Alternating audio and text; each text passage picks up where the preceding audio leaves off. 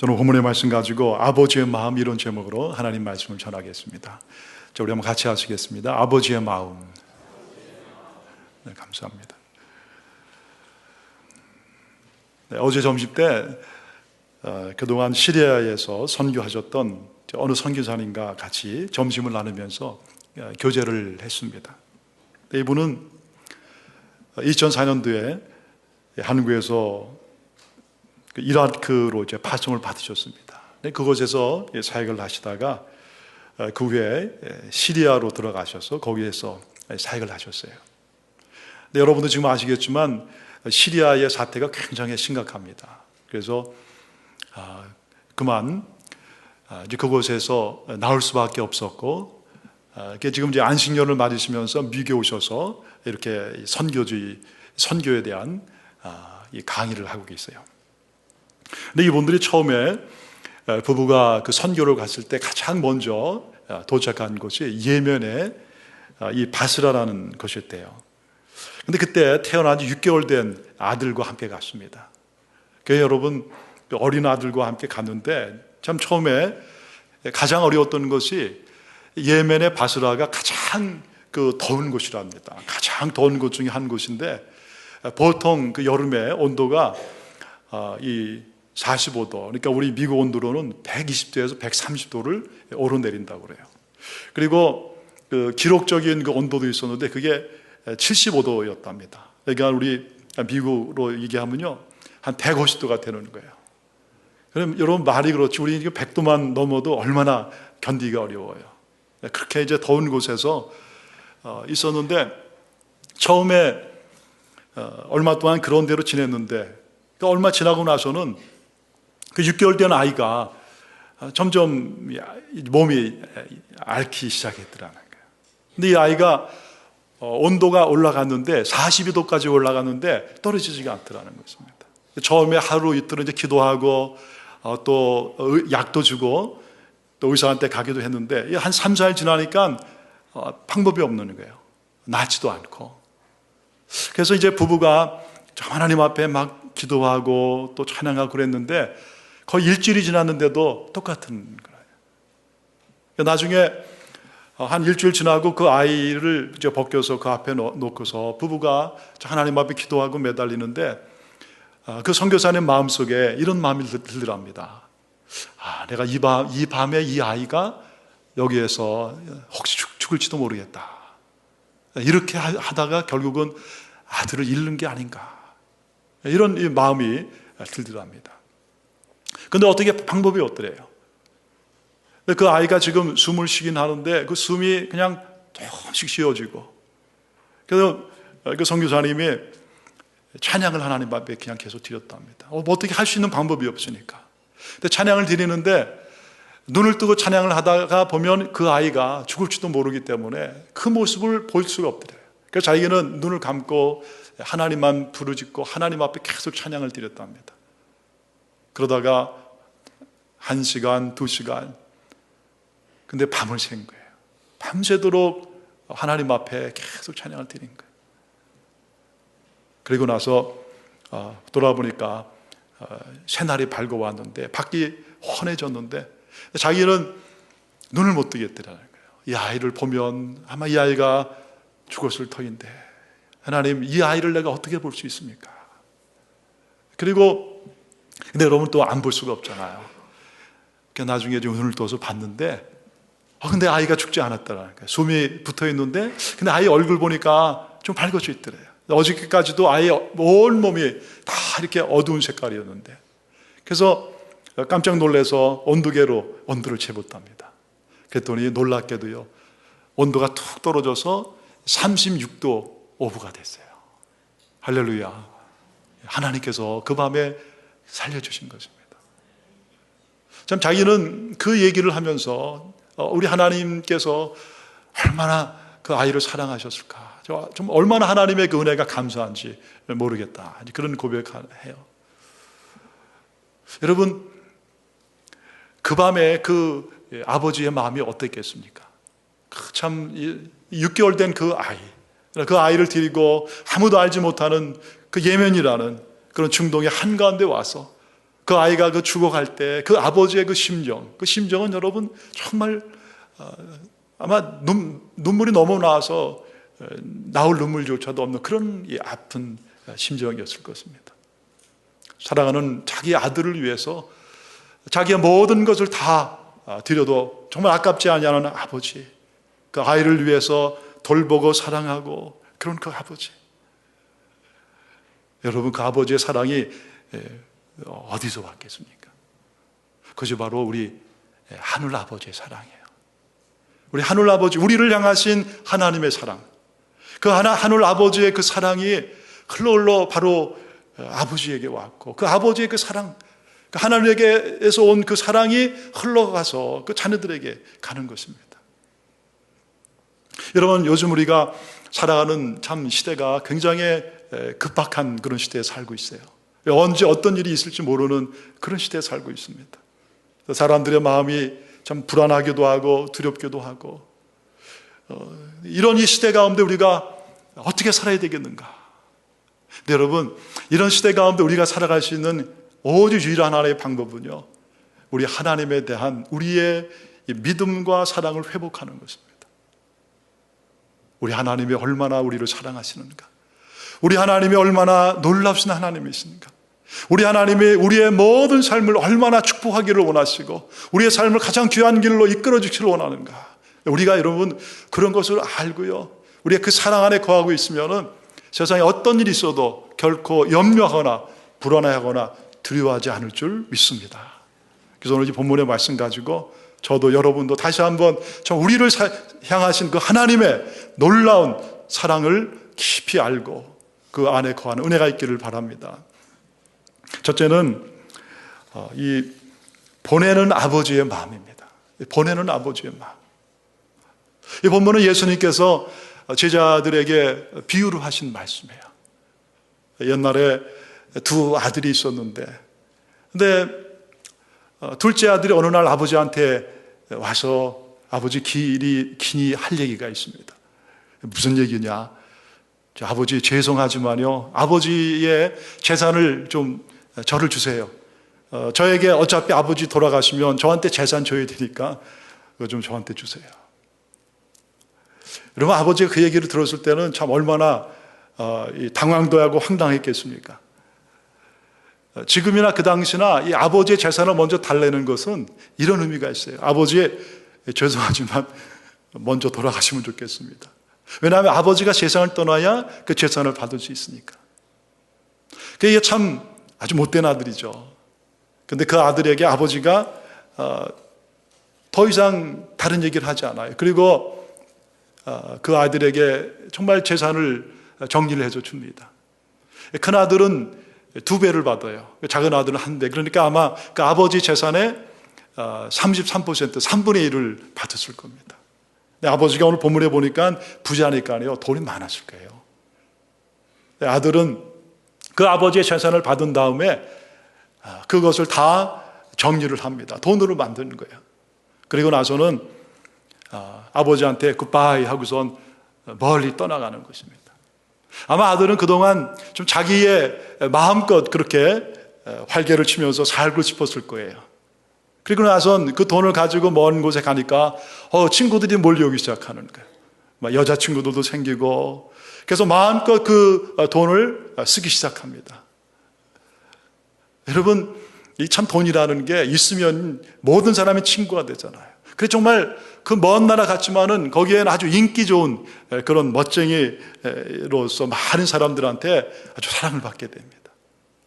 그렇지만은 아무리 돈이 많아도요, 금방 없어지죠. 얼마 못 가서 이 둘째 아들은 알거지가 되었습니다. 오늘 여기 본문에 보면 14절에 이렇게 얘기하죠.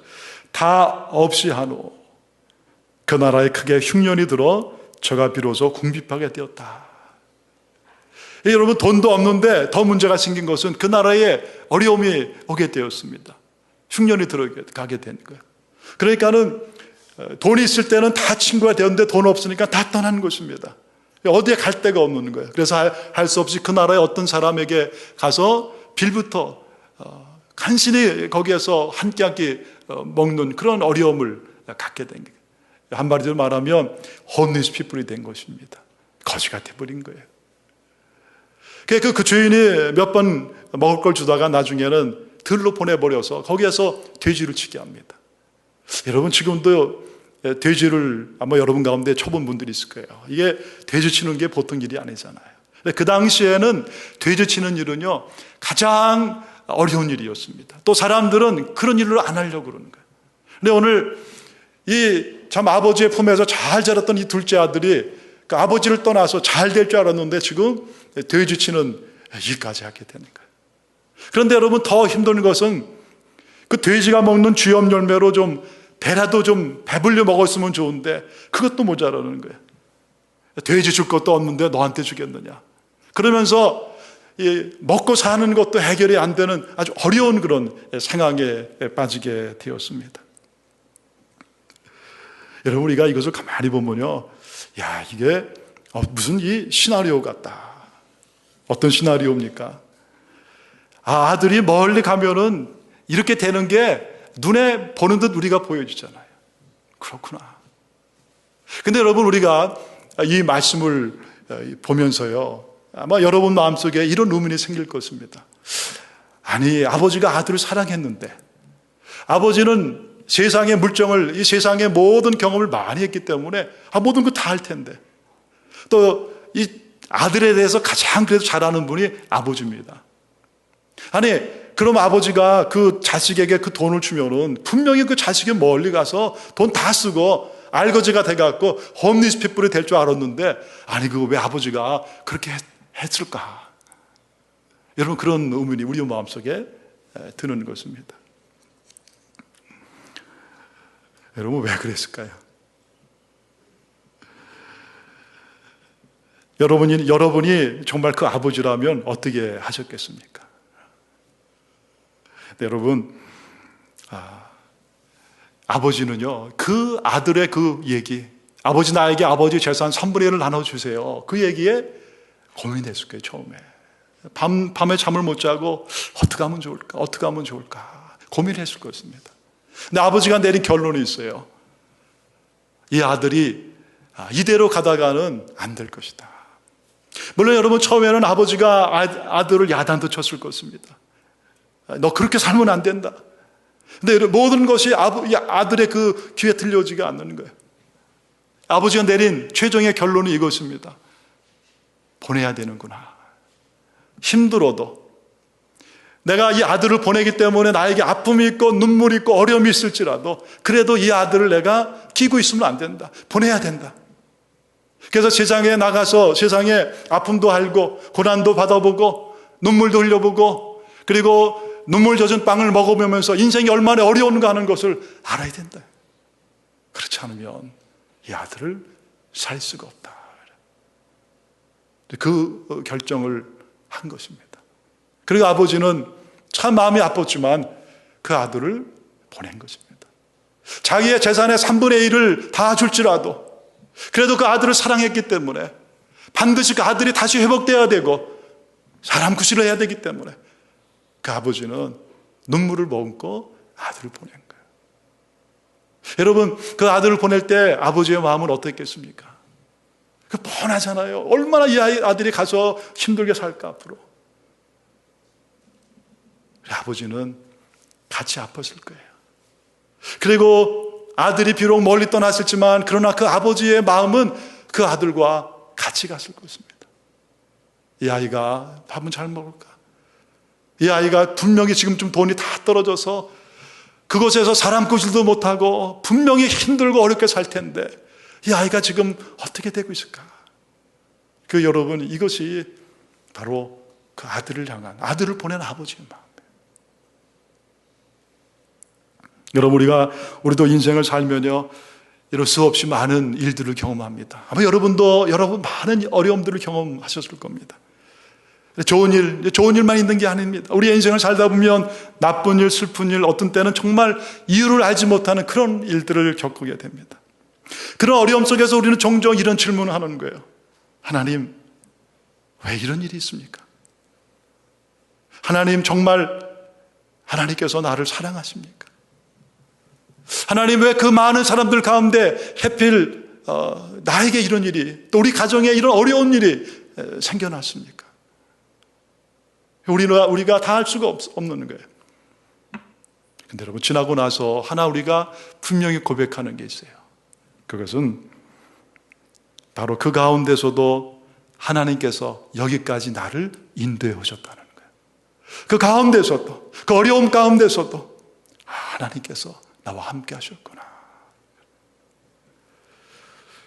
여러분, 하나님은 형 에서의 눈을 속이고 그리고 멀리 집을 떠납니다. 야곱이 아버지의 축복을 받으려고 형 에서를 속이다가 결국 멀리 가게 되죠. 쫓겨나게 되는 것이죠. 근데 여러분, 하나님은요 그냥 놔뒀습니다. 그 아버지도 그냥 보내는 거예요. 근데 여러분, 그곳에 가서 밧단 아람에 가서 거기에서 20년 동안 정말 눈물과 고난과 아픔을 겪게 되는데, 이걸 통해서 야곱이 이스라엘로 변하는 거예요. 야곱이 이스라엘로 변하는 것입니다. 하나님은 어느 날 이 요셉이 형들에 의해서 애굽의 노예로 팔려가는 것을 그냥 보시고 내버려 두었습니다. 하나님, 어떻게 그럴 수가 있습니까? 근데 여러분, 하나님은 그냥 내버려 두시는 거예요. 근데 여러분, 노예로 팔려간 고난의 그 13년이요 요셉이 총리 대신 되게 했고 하나님의 일을 이루는 놀라운 한 사람이 되게 하시는 거예요. 다니엘이 포로로 바벨론에 끌려갈 때 하나님은 그것을 그냥 보고 놔두셨습니다. 포로로 잡혀가다.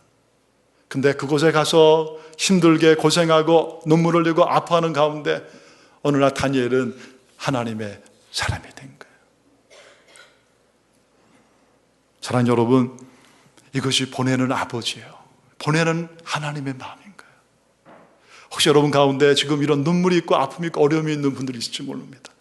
하나님 어디 계세요? 하나님 정말 나의 하나님 맞으십니까? 여러분, 그럴지라도 하나님은 여러분을 떠나지 않으셨어요. 하나님은 여러분 곁에 계시고 하나님의 마음은 여러분과 함께 하시는 거예요. 여러분이 울 때 하나님도 함께 우세요. 여러분이 아파할 때 하나님도 함께 아파하시는 거예요.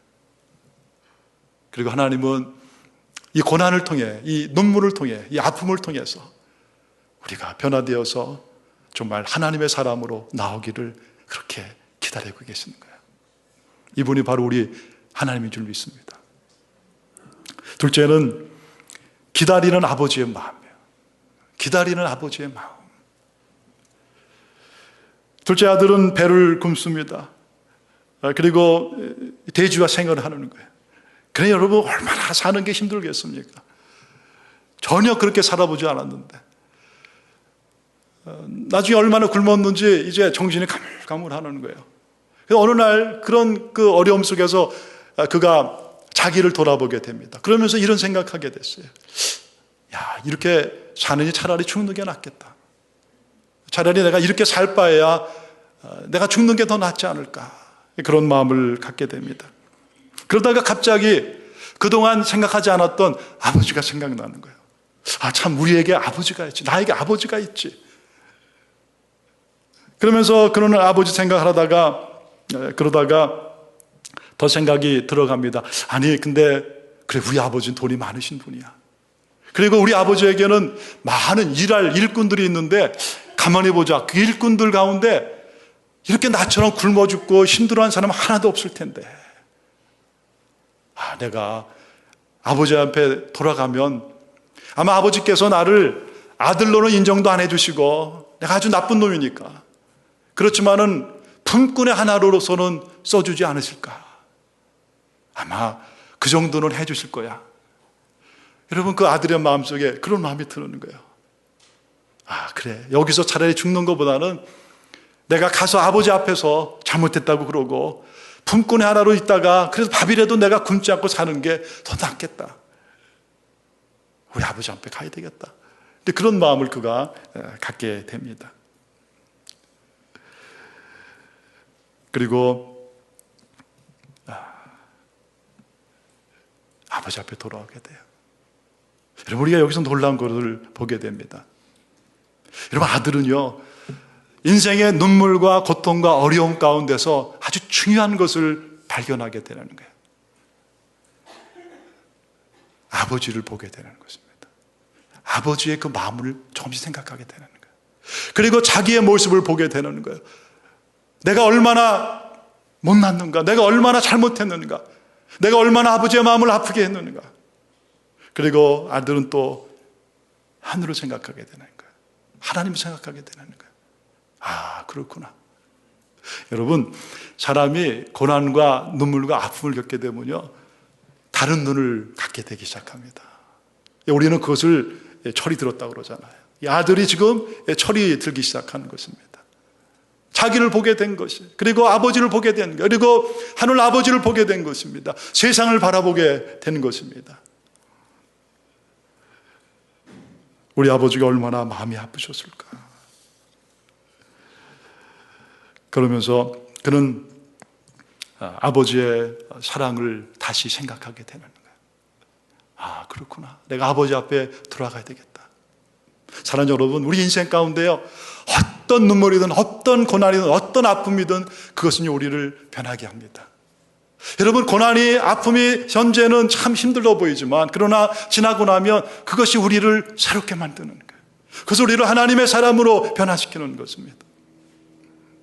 어느 분이 지나가다 보니까 거기 어느 나무 밑에서 이 꼬치가 있잖아요. 그 애벌레 꼬치. 근데 거기에서 어느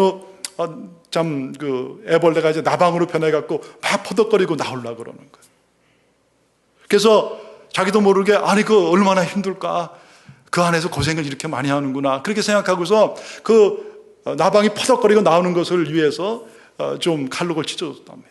그랬더니 나방이 얼른 밖으로 나와서 막 날기 시작하는 거예요. 근데 얼마 날다가 금방 밑으로 주저앉고 거기에서 퍼덕거리다가 거기에서 금방 새 밥이 됐대. 여러분, 이게 여러분 하나님의 하시는 일입니다. 이 애벌레가 나방이 나올 때는요, 거기 날개를 퍼덕거려야 되는 거예요. 그것이 힘들고 아픕니다. 그런데 그런 걸 통해서 이 날개에 힘이 들어가고 거기가 날 수 있는 그런 능력을 갖게 되는 거예요. 그러면서 정말 훨훨 날아가는 그런 나방이 되는 거예요. 나비가 되는 것입니다.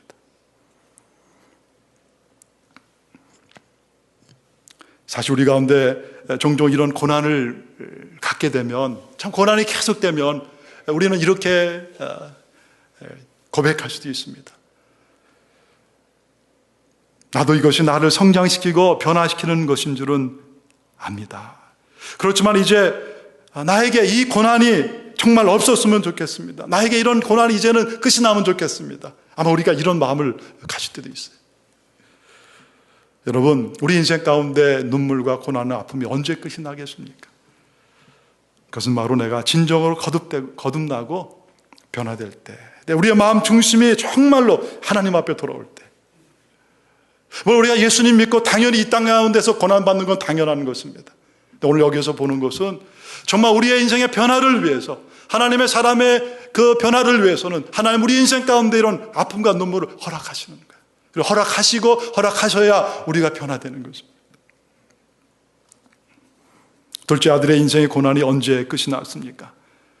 둘째 아들이 하나님 앞에 돌아오려고 결심했을 때, 고난을 통해서 자기의 모습을 보고 고난을 통해서 하나님의 마음을 알고, 그럴 때 그는 결심하고 하나님 앞에 돌아오게 되는 거예요. 자기 인생의 세상에서의 모든 삶을 치루하고 그는 아버지 앞에 온 것입니다. 참 아버지 앞에 오는 거예요. 근데 여러분, 그 아버지 앞에 이제 참 몇 날을 아마 걸려서 왔겠죠.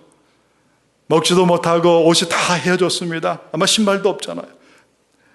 터덜터덜 그렇게 걸어옵니다. 저기 정든 자기의 고향이 보이기 시작하는 거예요. 그런데 그 마음속에 이제 고향에 돌아왔구나, 좀 안심하려고 하는데 이상해 보니까 거기 어떤 한 노인이 저기서 있다가 자기를 보더니 순살같이 뛰어오는 거예요. 아니, 누굴까? 막 뛰어오는데 거기 보니까 다른 사람이 아니야. 바로 나이가 많이 드시고 흰머리가 이제 많이 드시고 많이 생겼고 어깨가 구부장한 그러나 정말 자기를 사랑하는 그 아버지가 거기에서 자기를 향해서 달려오고 있는 거예요. 아니, 아버지가 나를 보셨군요. 아니, 아버지 어떻게 여기 계세요? 아버지는 달려와서 그 냄새나는 그 아들, 옷이 다 떨어져 갖고 살이 다 보여지는, 며칠을 못 먹어서 막 허기진 그 아들을 아버지는 와서 꼭 끌어안는 거예요. 꼭 끌어안는 거예요. 그러면서 아들의 입에 입 맞추고, 그리고 아들을 꼭 껴안는 거예요. 사랑하는 아들아, 내가 너를 얼마나 기다렸는지 아냐? 내가 너를 얼마나 사랑하는지 아냐? 아들아, 이제 돌아왔구나. 이제 돌아왔구나.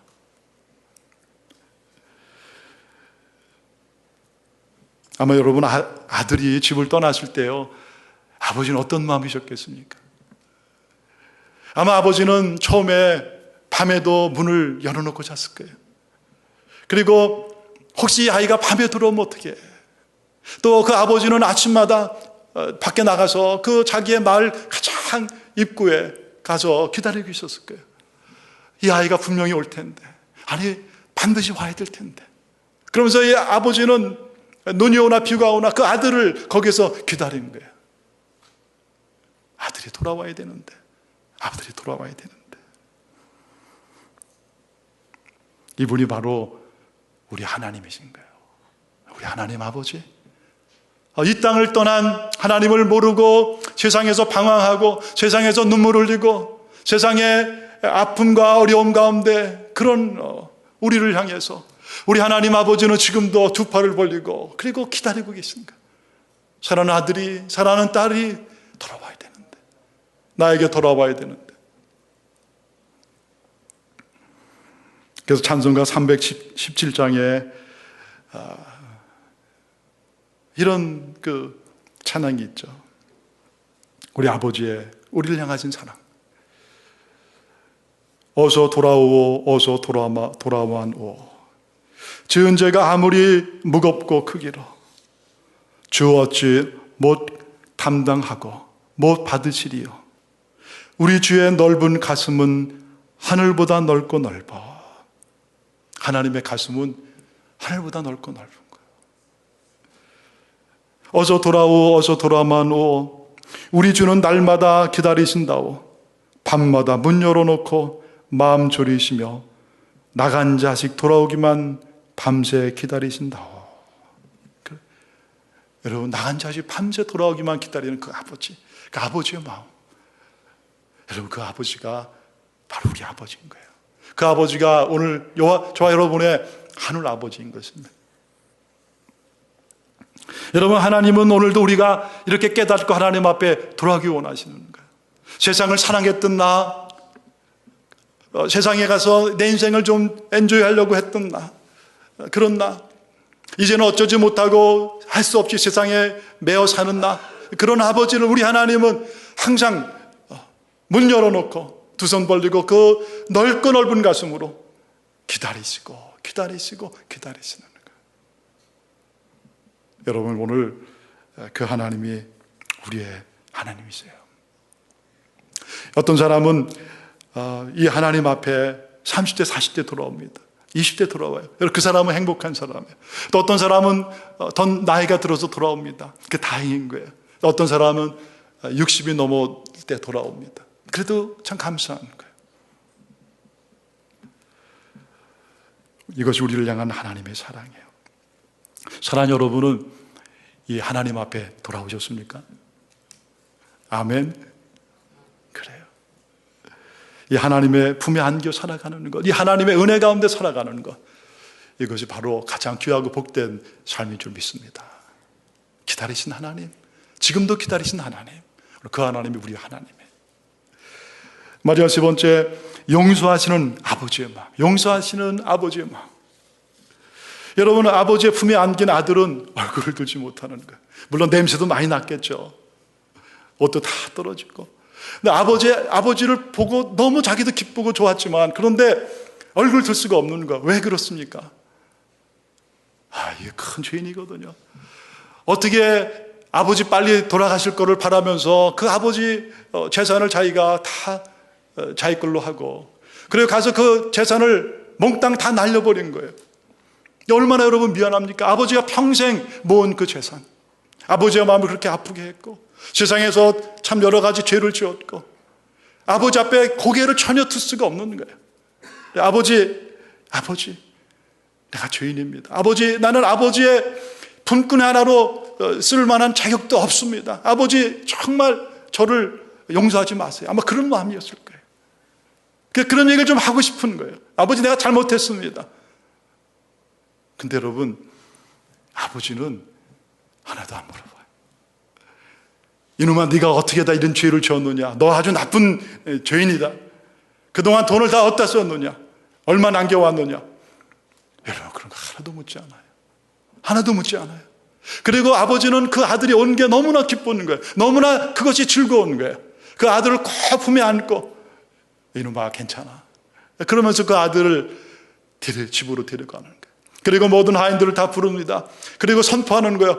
야, 죽었다가 죽은 내 아들이 살아왔다. 내 아들 내가 잃었다. 아들 다시 찾았다. 얘들아, 살찐 송아지를 잡아라. 가장 좋은 옷을 이 아들에게 입혀라. 손에 이 가락지를 끼우고 신발을 신겨줘라.